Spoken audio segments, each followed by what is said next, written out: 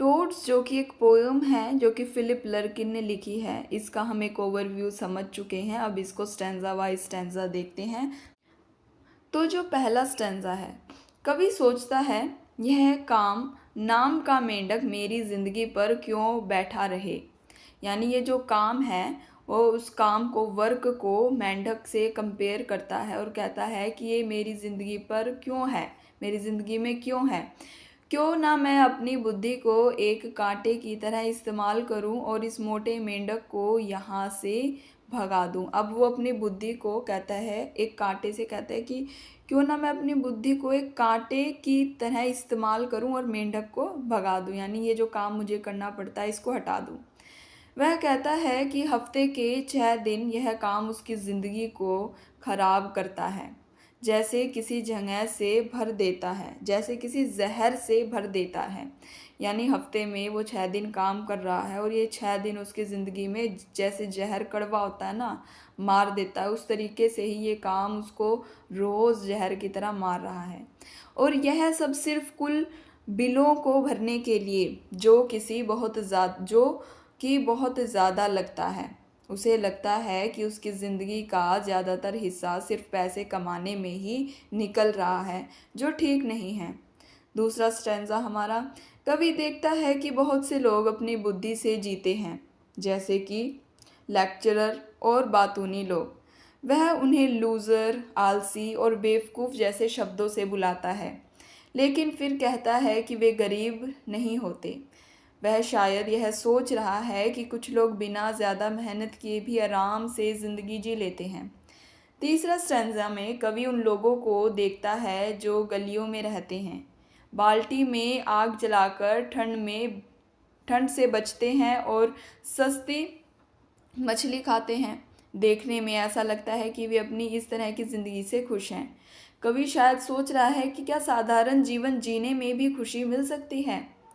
Fourth stanza में कवि उन लोगों के बच्चों के बारे में बताता है जिनके पास पहनने को जूते भी नहीं हैं और जिनकी पत्नियां कुछ नहीं कहती, शायद इसलिए कि वे गरीब हैं और उनकी आवाज़ नहीं सुनी जाती।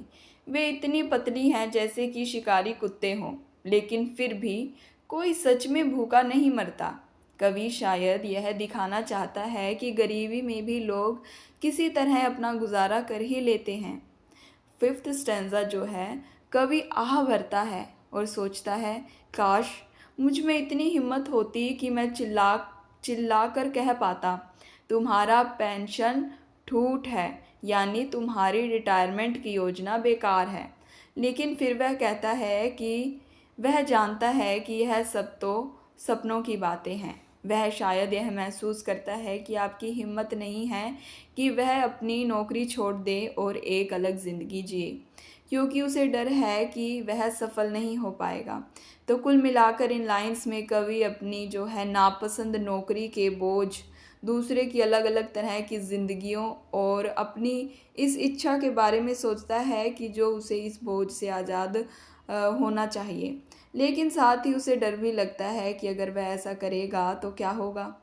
यह एक ऐसा आदमी की कहानी है जो अपनी जिम्मेदारी और अपनी आज़ादी की इच्छा के बीच फंसा हुआ है। आइए अब बाकी के जो 3 स्टैंजाज हैं, स्टैंजा नंबर 7, 8 और 9 को डिस्कस करते हैं। तो कवि कहता है कि कुछ मेंढक जैसा उसके अंदर भी बैठा है। जिस तरह काम एक बोझ है, उसी तरह उसके अंदर भी कुछ ऐसा है जो भारी है, जैसे कि बुरी किस्मत, और ठंडा है जैसे बर्फ़। यह अंदर बैठा हुआ मेंढक उसे कभी भी आसानी से शोहरत, प्यार और पैसा एक साथ हासिल नहीं करने देगा। वह शायद यह महसूस कर रहा है कि उसके अपने आलस, डर या किसी और कमी की वजह से वह ज़िंदगी में वह सब कुछ नहीं पा सकता जो वह चाहता है। कवि अब नेक्स्ट स्टैंजा जो कि 8th स्टैंजा है उसको समझते हैं। कवि कहता है कि वह यह नहीं कह रहा कि एक चीज़ शारीरिक ज़रूरतें या दुनिया या फिर दुनियादारी वाली चीज़ें जो होती है, दूसरी चीज़ें जैसे आध्यात्मिक सच्चाई को पूरी तरह से ख़त्म कर देती है। लेकिन वह यह ज़रूर कहता है कि जब आपके पास दोनों हों, शारीरिक और आध्यात्मिक ज़रूरतें पूरी हों, तो उनमें से किसी एक को भी खोना मुश्किल होता है। वह शायद यह समझना चाहता है कि ज़िंदगी में संतुलन बनाए रखना ज़रूरी है। सिर्फ भौतिक चीज़ों के पीछे भागना ही ठीक नहीं है, और पूरी तरह से ज़िंदगी से अलग होकर आध्यात्मिक होना भी शायद हर किसी के लिए संभव नहीं है।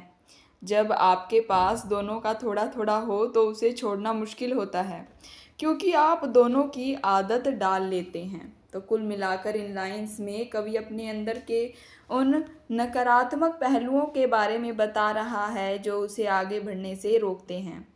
वह यह भी महसूस करता है कि ज़िंदगी में भौतिक और आध्यात्मिक दोनों तरह की ज़रूरतों का महत्व है, और जब आपको दोनों मिल जाते हैं तो उसमें से किसी एक को भी त्यागना आसान नहीं होता।